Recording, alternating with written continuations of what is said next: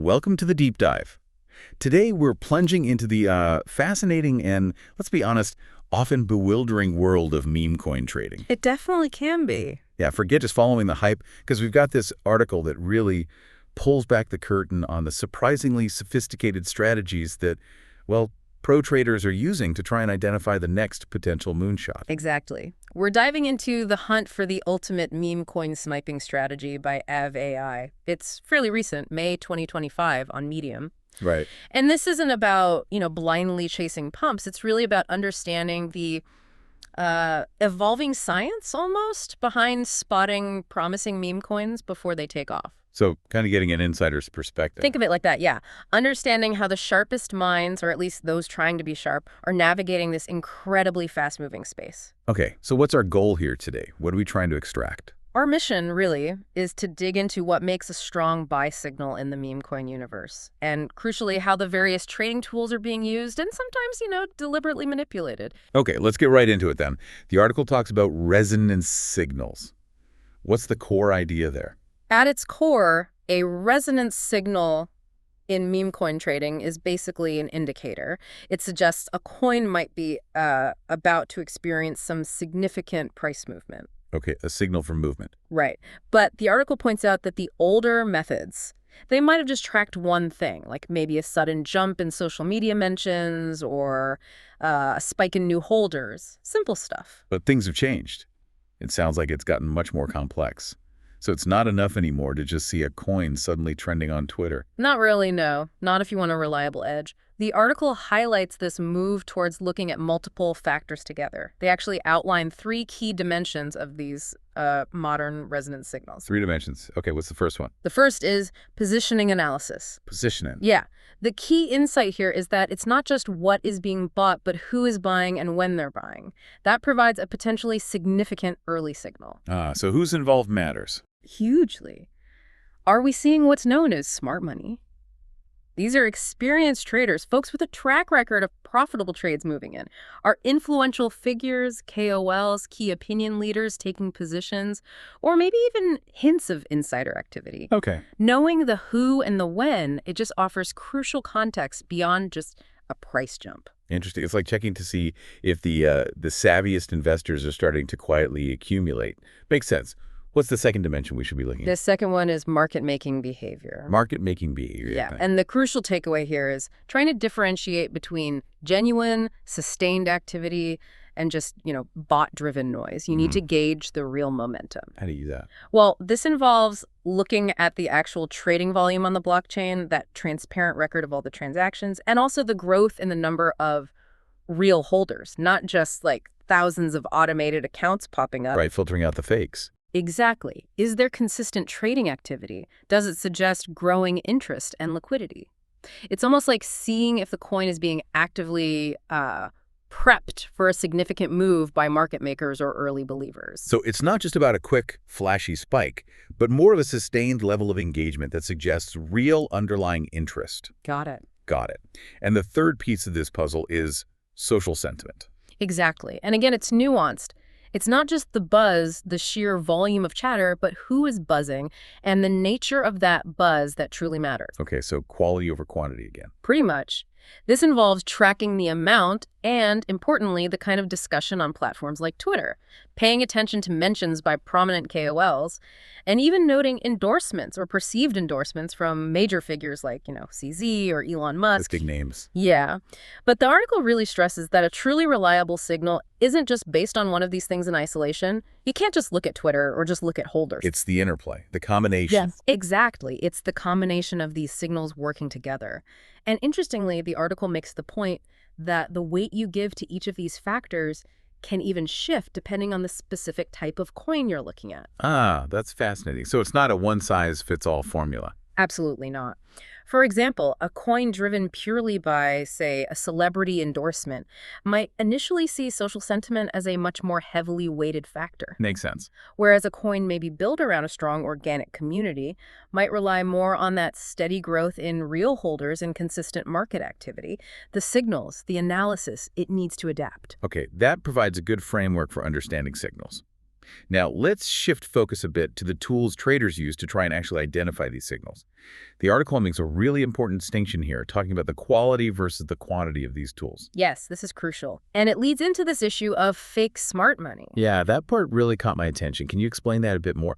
What are fake smart money wallets? Well, in the crypto world, which can often be less than transparent, Right. it's actually relatively easy for people, maybe market manipulators or even the teams behind a coin, to create multiple wallets. And they make these wallets trade in a way that mimics the behavior of successful investors Why do they do that? to create a misleading impression of high demand or expert interest. Basically, to trick people, or at least trick basic tracking tools.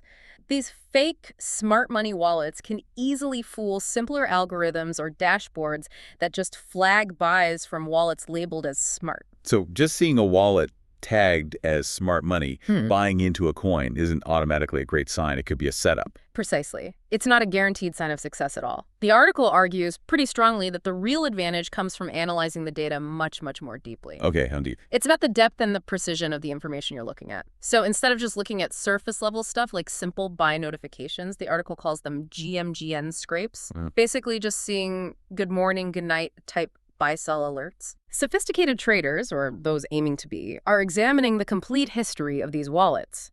They're looking at their overall profit and loss record over time. How consistently profitable are their trades?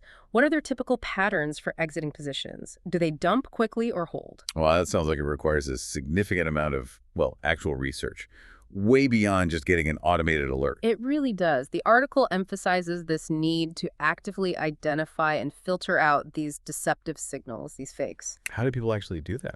Well, it often involves manually observing on-chain data, going back to those transparent blockchain transactions we mentioned, then cross-referencing that with social media activity, maybe seeing if the wallet owner talks about their trades, and basically developing a detailed understanding of individual wallet behaviors over a longer period. So you build your own reliable database. Exactly. Building your own trusted list of genuine smart money, influential KOLs, and whales those large holders. It takes time and effort. So it's really about building your own informed perspective, your own intelligence, rather than just blindly trusting readily available tools or labels. That's a great way to put it. Okay, that leads us nicely into the next point.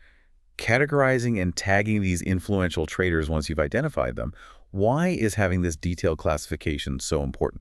Well, because, as you can imagine, not all influential traders operate in the same way. Their motivations and strategies can be vastly different. Okay. Think about it.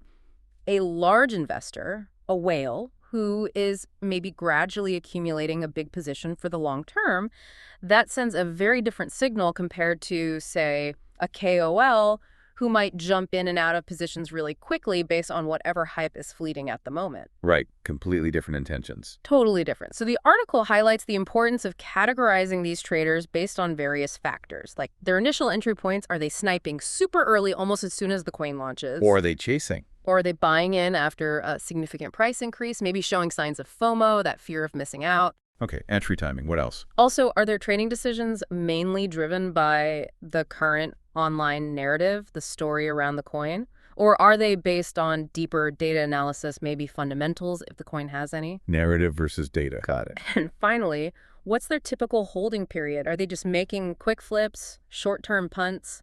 Or are they holding onto their investments for longer, maybe accumulating? So you're building profiles, essentially. Exactly. The article even mentions Ave.ai developing what they call a 16-personality wallet testing system. Wow, 16 personalities for wallets. That sounds incredibly granular. It does, doesn't it? And it really illustrates the level of detailed analysis that these advanced traders or tool providers are aiming for. And how does understanding these different styles help? Well, by understanding these different trading styles, you can interpret their actions much more accurately, and that helps you refine your own trading strategy. For example, seeing a FOMO buy from a trader you've tagged as a known short-term flipper, that might actually be a red flag for you if you're looking for a longer-term hold, not a buy signal. Right. Context is everything. That makes perfect sense. Now, this next idea was a bit surprising to me, actually. The potential benefit of keeping these signal tools limited, keeping their availability restricted. Why would that be advantageous? Isn't wider access better?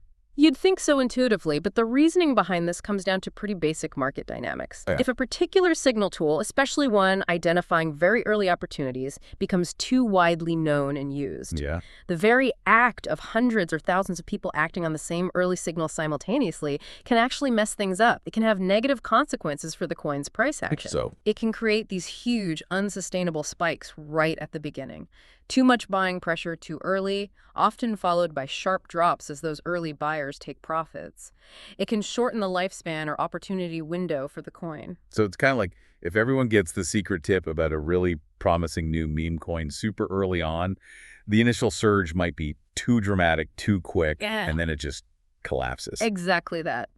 The article points out that the most effective tools they have observed or developed often restrict their user base significantly, sometimes to fewer than 10 people. 10 people. Wow. Yeah, some even go further and filter users based on the size of their investment wallets and their established trading styles. Why filter like that? To prevent these early signals from turning into what the article calls a self-defeating PvP brawl. PvP, player versus player. Exactly. A scenario where everyone is just trying to front-run everyone else using the exact same limited information. It kills the edge. Okay, so widespread access can actually dilute or even destroy the very advantage that the tool is supposed to provide. It turns what could have been an insider advantage into just another crowded public game. That's the argument, yes. As the article puts it, it transforms an insider play into a public game, diminishing the opportunity.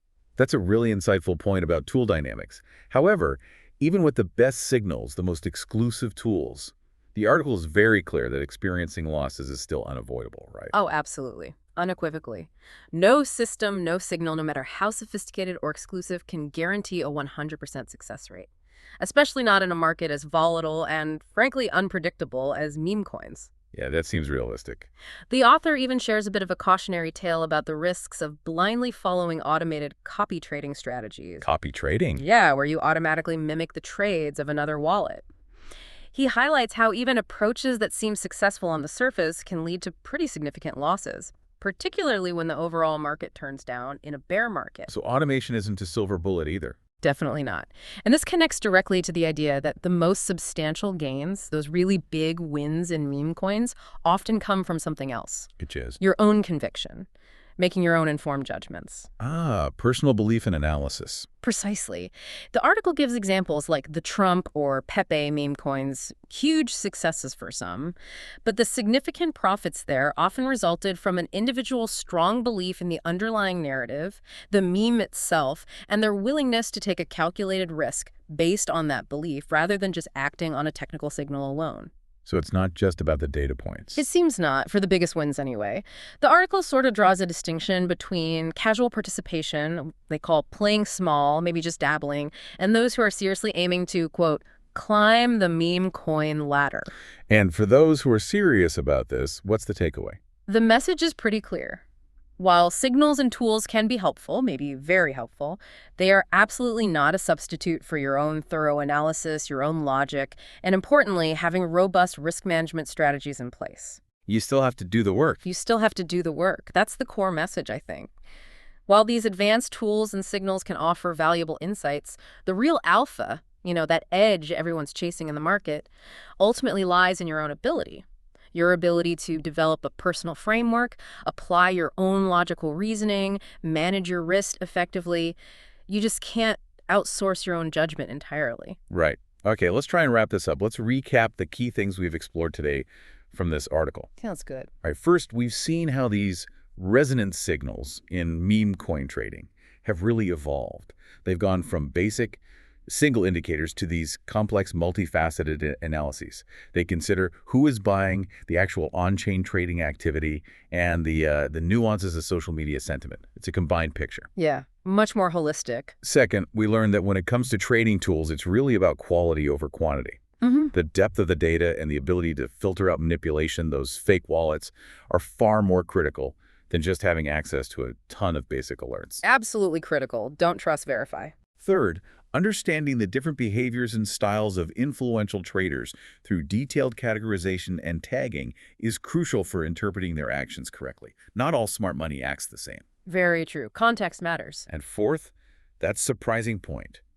Limiting access to powerful signal tools can actually be beneficial sometimes to preserve their effectiveness and avoid those chaotic PvP brawls. Counterintuitive, but makes sense in context.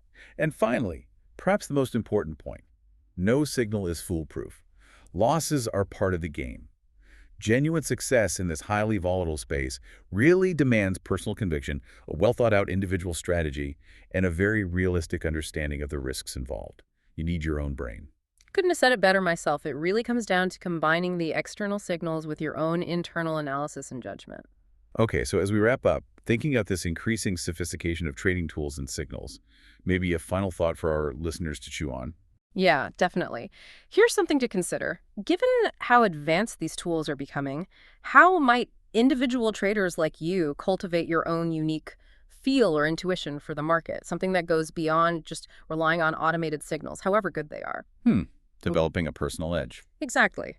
What currently undiscovered indicators, maybe qualitative ones or different methods of analysis, might provide a future advantage in this constantly changing landscape?